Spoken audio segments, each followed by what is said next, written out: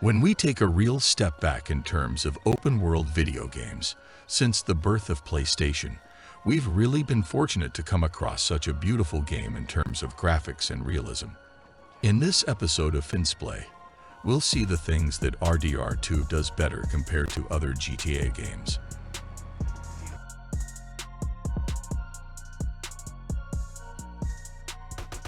In GTA San Andreas, water reacts to weapon bullets. It's worth noting that this is a game from a long time ago, and we still have empathy for it.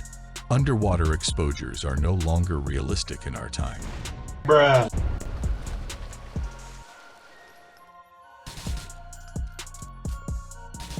In GTA 4, a game praised by many for its realism, it has beautiful effects, especially when an explosive grenade is underwater.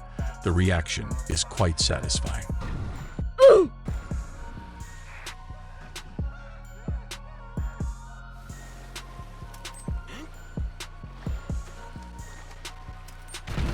In GTA 5, the water's reaction to explosions doesn't feel genuine, even though the explosion sound seems very heavy.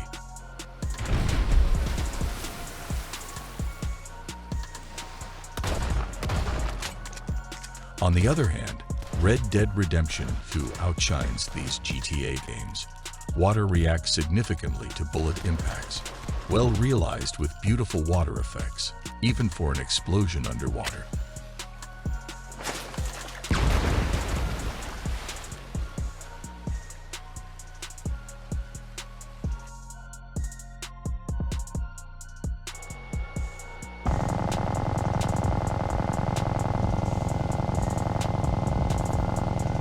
As we can see, CJ cannot move a leaf with a firearm, and no weapon can destroy it.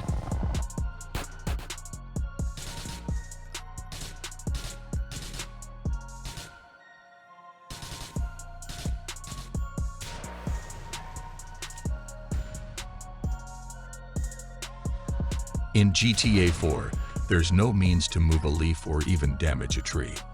However, there's a small fire reaction on the tree, but it remains intact.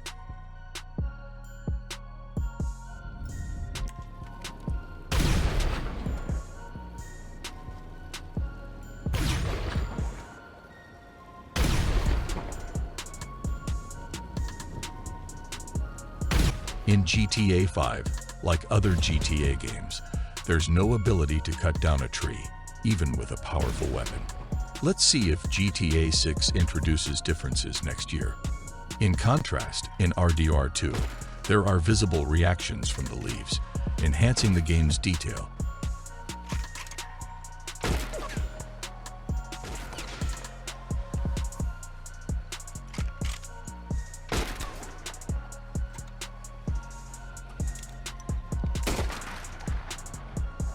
And any tree can be dislodged by a firearm, showcasing its realism.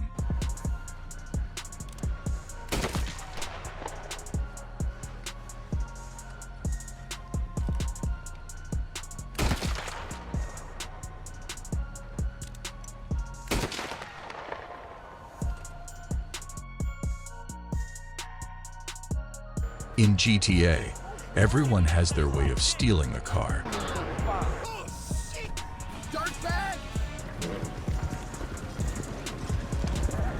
Since the game is far from the modern world, the animation is well done, and even the initial horse doesn't run away.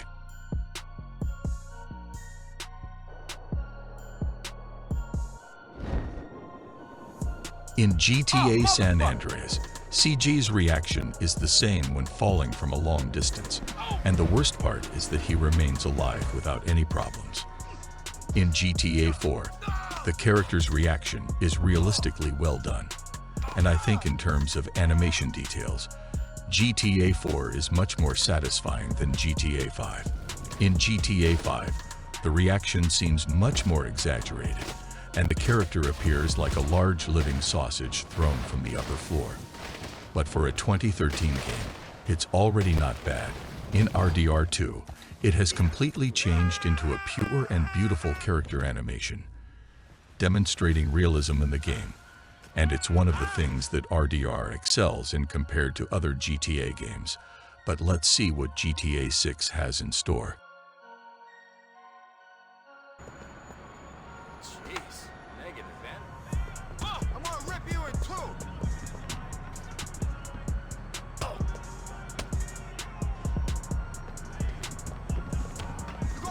GTA 4 shows a funny animation when the character fights an NPC.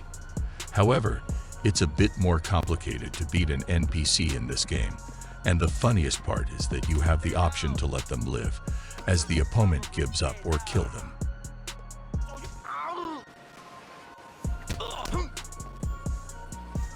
In GTA 5, the character's movement remains the same, not much technique, but just a repetitive animation.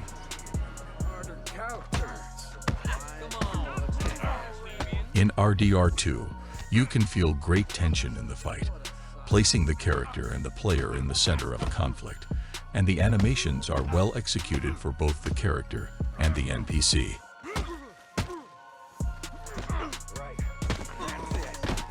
I like you much better, Dad.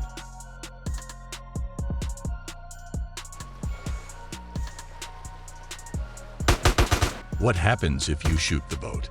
We expect a rather different reaction, but apparently, in GTA San Andreas, it's not possible to sink.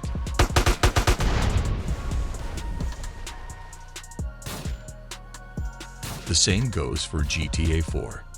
The character cannot sink even if they shoot their own boat. In GTA 5, even if you explode the small boat, it remains intact, and the character will never sink. Here, they blatantly defy the laws of physics, and congratulations to the boat manufacturer, who should have been there to build the Titanic. Let's see in RDR 2. This game exudes a lot of realism, so it's obvious for the character to sink after shooting their own boat, something that certain GTAs fail to achieve. In GTA San Andreas, fire spreads quickly, and it's clearly visible. For a game from a long time ago, it's quite impressive. The fire increases but has no effect on vegetation.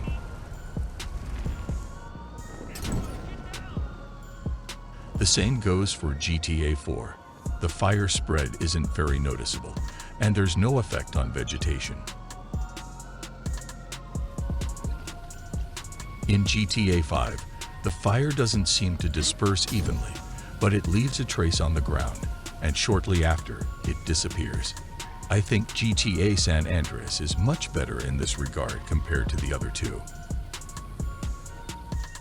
In RDR 2, the spread of fire is clearly visible and extends for a long time, providing good realism in the game.